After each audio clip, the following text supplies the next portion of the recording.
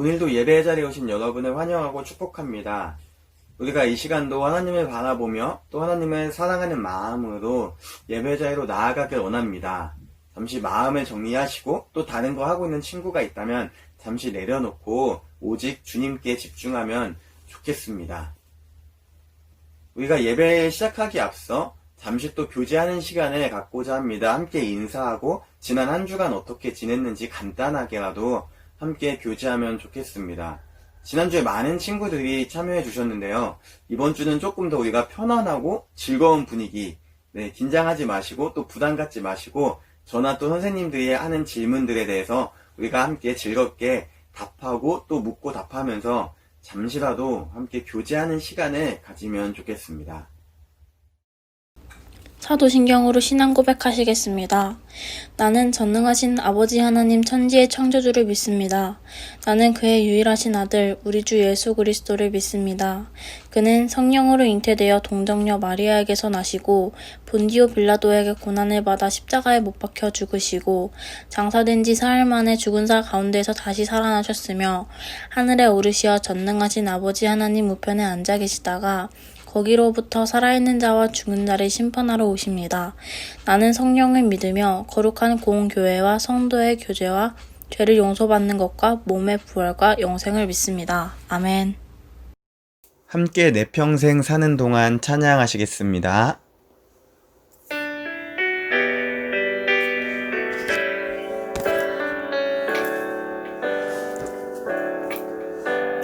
내 평생 사는 동안 주 찬양하리. 여호와 하나님 내 주를 찬양하리. 주님을 묵상함이 즐겁도다. 내 영혼 주 안에서 참 기쁘림. 내 영혼아 주님을 송축하라. 내 영혼아 주님을 찬양하라. 내 영혼아 주님을 송축하라. 내 영혼아 주님을 찬양하라. 내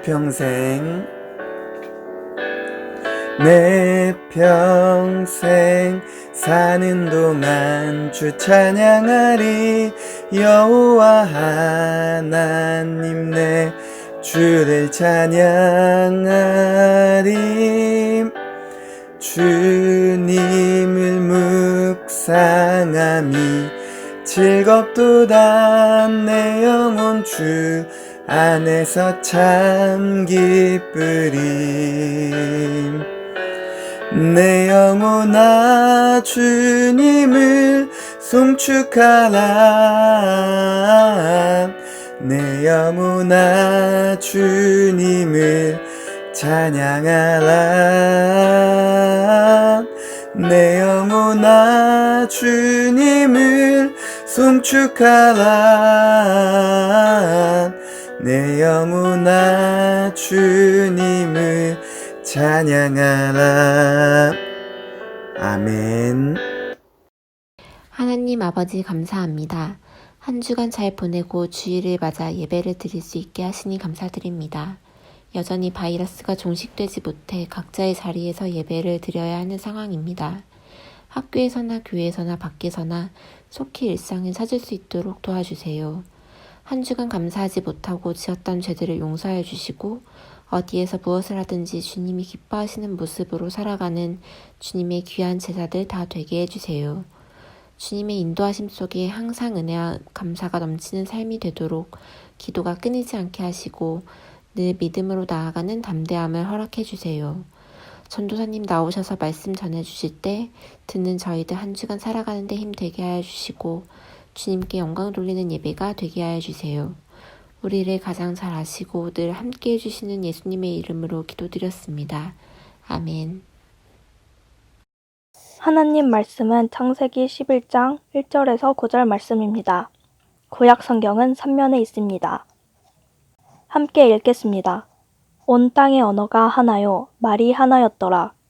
이에 그들이 동방으로 옮기다가 신할 평지를 만나 거기 거류하며 서로 말하되 자 벽돌을 만들어 견고히 굽자 하고 이에 벽돌로 돌을 대신하여 역청으로 진흙을 대신하고 또 말하되 자 성읍과 탑을 건설하여 그 탑 꼭대기를 하늘에 닿게 하여 우리 이름을 내고 온 지면에 흩어짐을 면하자 하였더니 여호와께서 사람들이 건설하는 그 성읍과 탑을 보려고 내려오셨더라. 여호와께서 이르시되 이 무리가 한 족속이요 언어도 하나이므로 이같이 시작하였느니 이후로는 그 하고자 하는 일을 막을 수 없으리로다. 자, 우리가 내려가서 거기서 그들의 언어를 혼잡하게 하여 그들이 서로 알아듣지 못하게 하자 하시고 여호와께서 거기서 그들을 온 지면에 흩으셨으므로 그들이 그 도시를 건설하기를 그쳤더라. 그러므로 그 이름을 바벨이라 하니 이는 여호와께서 거기서 온 땅의 언어를 혼잡하게 하였음이니라. 여호와께서 거기서 그들을 온 지면에 흩으셨더라. 아멘. 네, 지난주 설교 혹시 기억하시나요? 지난주에 제가 이제 성경을 어떤 키워드로 보면은 굉장히 즐겁고 재미있게 읽을 수 있다라고 말씀을 드렸는데, 혹시 제가 무엇과 무엇으로 읽으면 좋습니다라고 얘기했는데 이 무엇과 무엇이 뭔지 기억나는 친구 있을까요? 네, 난 생각난다, 기억난다 하는 친구 있으면 한번 채팅창에 적어주시면 감사하겠습니다. 네, 바로 죄와 은혜라는 키워드였습니다. 성경은 인간의 죄와 그런 인간을 향한 하나님의 은혜가 기록된, 가득 담긴 책이라고 할 수가 있습니다. 창세기 1장부터 시작해서 오늘 본문의 11장까지 정말 인간의 굵직한 죄들이 몇 가지가 있습니다. 첫째는 우리가 한번 다뤘던 아담과 하와의 범죄, 그리고 다루진 못했지만 창세기 4장에서 나타나는 가인의 살인, 그리고 지난주에 다뤘던 노아 시대의 범죄들, 그리고 마지막으로 오늘 본문인 바벨탑 사건이 있습니다. 죄라고 하면 여러분은 어떤 생각이 드시나요? 죄. 이거는 하나님을 믿고 안 믿고를 떠나서 굉장히 누구나 조금 피하고 싶은 주제라고 생각을 합니다. 교회 안에서도 또 그리스도인조차도 이 죄라는 주제를 많은 사람들이 기피하고 다루고 싶어 하지 않습니다. 왜냐하면 부담스럽고 또 괜히 마음이 막 무겁고 그렇게 되기 때문에 최대한 피하고 싶어 하는 주제 중에 하나가 죄라고 생각을 합니다. 그러나 우리가 하나님의 은혜를 깊이 알기 위해서는 항상 우리의 죄의 심각성에 대해 아는 것이 선행되어야 합니다. 그럴 때 우리는 하나님의 은혜를 더 깊이 알아갈 수가 있습니다. 오늘 본문의 바벨탑 사건 역시 하나님 앞에서 큰 죄입니다. 바벨탑 사건이 왜 죄일까요? 그들이 탑을 건설하는 게 왜 죄가 되고 그들의 죄목은 도대체 무엇일까요? 그 답은 오늘 본문 4절에 나옵니다. 이렇게 표현합니다. 우리 이름을 내고 온 지면에 흩어짐을 면하자. 이것은 바로 교만이라고 할 수가 있습니다. 그렇다면 우리가 이 시간 함께 생각해 봐야 할 것은 교만은 무엇인가 라는 것입니다. 방금 읽었던 우리가 성경 본문에 따르면은 교만은 자신의 이름을 내는 것이라고 할 수가 있습니다. 네, 제가 좋아하는 미드 중에 슈츠라는 드라마가 있습니다. 우리나라에서 역시 방영된 적이 있던 드라마입니다. 이 드라마의 장르는 법정 드라마입니다. 그래서 항상 지금 시즌 9까지 이제 나왔고 종결이 되었는데 항상 어떤 사건을 풀어가는 것을 핵심으로 합니다. 근데 그 중에서도 거의 모든 시즌에 가장 중요하게 다뤄지는 문제가 있습니다. 바로 로펌, 그 법률사무소의 이름에 자신의 이름을 새기는 것입니다. 예를 들면 이런 겁니다. 연우와 아이니의 법률사무소, 이게 원래 그 로펌의 이름인데 희찬이가 여기에 자신의 이름도 걸고 싶은 겁니다. 이런 거죠. 연우와 아인, 희찬이의 법률사무소. 이 슈츠라는 드라마에 나오는 주인공들은 이 자신의 이름을 벽에 걸기 위해서 굉장히 많은 노력을 하고 기울이는 것을 볼 수가 있습니다. 그러면 왜 이 드라마에서 주인공들은 자신의 이름을 그렇게 드러내고 싶어 할까요? 벽에 걸고 싶어 할까요? 네, 답은 딱 하나입니다. 그 로펌의 이름에 자신의 이름이 걸리는 것이 자신들의 명예라고 생각하기 때문입니다. 바벨탑 사건에서 인간들도 마찬가지였을 겁니다. 자신의 이름을 내서 온 지면에 흩어짐을 면하자고 하는 것은 결국 자신의 명예를 드러내고자 하는, 높이고자 하는 생각이었고, 이것이 결국 교만이라는 것입니다. 그렇다면 이렇게 생각하는 친구도 있을 겁니다. 전도사님, 제가 이렇게 열심히 살면서, 내가 열심히 공부하면서 내 명예를 높이는 게 왜 하나님 앞에서 잘못일까요? 그것이 왜 죄일까요? 우리는 이 세상에서의 삶도 충실하게 살아야 하는 거 아닐까요? 라는 생각을 질문을 하는 친구들도 분명히 있을 것입니다. 우리가 이 질문에 대한 답을 찾기 위해서는 오늘 본문을 조금 더 깊게 생각해 봐야 합니다. 오늘 본문을 보면은 그들이 바벨탑을 쌓기 위해서 무엇을 하나요? 이렇게 표현을 합니다. 벽돌을 만들어 견고히 굽고 벽돌로 돌을 대신하고 역청으로 진흙을 대신하자.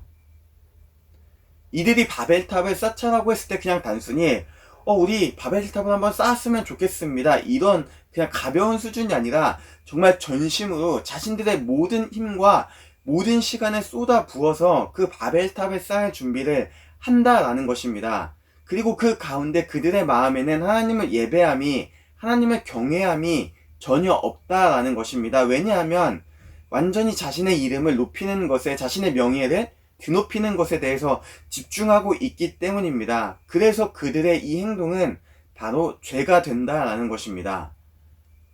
결국 교만은 자신의 삶에서 하나님을 완전히 배제하고 자신이 하나님이 되려고 하는 것이기에 죄가 된다라는 것입니다. 우리에게 교만한 모습은 없는지 한번 돌아보기를 원합니다. 학생인 중고등부 친구들이 가장 쉽게 빠질 수 있는 교만은 아마 이런 것일 겁니다. 이렇게 생각을 합니다. 내가 열심히 공부하면 좋은 대학에 갈 수 있을 거야. 그리고 이번에 열심히 내가 공부하고 시험을 보면 평균 95가 넘을 수 있겠지? 그리고 정말 시험에서 열심히 공부를 했고 시험에서 평균이 95가 넘었고 원하는 대학, 좋은 대학에 갔습니다. 근데 이때 이런 생각을 합니다. 하나님께 대한 감사가 아니라 내가 열심히 했으니 이 결과는 너무나 당연한 거야. 내가 열심히 했으니까 보상을 받는 거지. 이런 생각을 하게 됩니다. 그리고 이것이 바로 교만이라는 것입니다. 왜냐하면 하나님께 대한 감사함이 전혀 없기 때문입니다. 삶에서 하나님을 완전히 배제하고 철저하게 자신이 중심으로, 자신을 위주로 삶을 바라보고 있기 때문에 교만이라는 것입니다. 오직 나의 능력으로 이 모든 것을 이뤘다는 착각, 그것이 바로 교만이 된다라는 것입니다. 하나님의 자녀로서 우리는 부르심을 받았습니다. 그런 우리가 추구해야 하는 삶의 자리는 무엇일까요? 교만한 자리로 하나님은 우리를 부르셨을까요? 절대 그렇지 않습니다. 이에 대한 답 역시 인간이 어떤 존재인지를 생각하면 굉장히 쉬운 답을 쉽게 찾아갈 수가 있습니다. 인간은, 저와 여러분은 하나님께서 창조하신 피조물입니다. 그리고 피조물이 있어야 할 자리, 피조물이 추구해야 하는 삶의 자리는 바로 겸손하게 창조주 하나님을 경외하는 것입니다. 이것이 바람직한 삶의 자세라고 할 수가 있습니다. 그렇다면 우리가 겸손하기 위해서 무엇을 해야 할까요? 가장 중요한 것 하나는 첫 번째, 하나님 앞에 피조물로서 겸손해지기 위해서는 날마다 기도로 무릎 꿇고 기도하며 하나님께 나아가야 합니다. 이것이 가장 중요합니다. 절대 이것을 빼먹으면 안 됩니다. 그러나 우리가 하나 더 생각해 보면 좋겠습니다. 겸손의 본질, 겸손이 무엇인가 라는 것에 대해서 한 번 더 우리가 생각해 보면 좋겠습니다. 제가 만약에 나는 겸손해야 돼, 난 겸손해라고 날마다 제 스스로에게 매일 아침 거울을 보면서 선언합니다. 선포합니다. 그렇다고 해서 제가 겸손해질 수 있을까요? 네, 절대 그렇지 않습니다. 어떤 행동을 한다고 해서 우리가 겸손해진다라는 것은 불가능합니다. 겸손한 척은 할 수 있지만 우리의 마음, 내면 깊은 곳에는 겸손함이 자리하지 않을 수도 있습니다. 우리가 겸손할 수 있는 방법, 기도하면서 동시에 해야 하는 한 가지 방법은 뭐냐면은 우리가 피조물로서 오직 하나님 앞에 서 있다라는 인식을 갖고 사는 것입니다. 모든 상황 속에서 내가 하나님 앞에서 무엇을 했다라고 인식하는 것이 아니라 모든 상황 속에서 나는 하나님이 창조하신 피조물이다라는 이 인식을 갖고 사는 것입니다. 그때 우리는 비로소 정말 겸손한 자세로 하나님께 나아갈 수가 있습니다. 우리가 이러한 마음으로 살지 않는다면 사단은 언제나 겸손을 가장한 교만으로 우리의 삶을 공격하고 우리와 하나님의 관계를 공격하게 됩니다.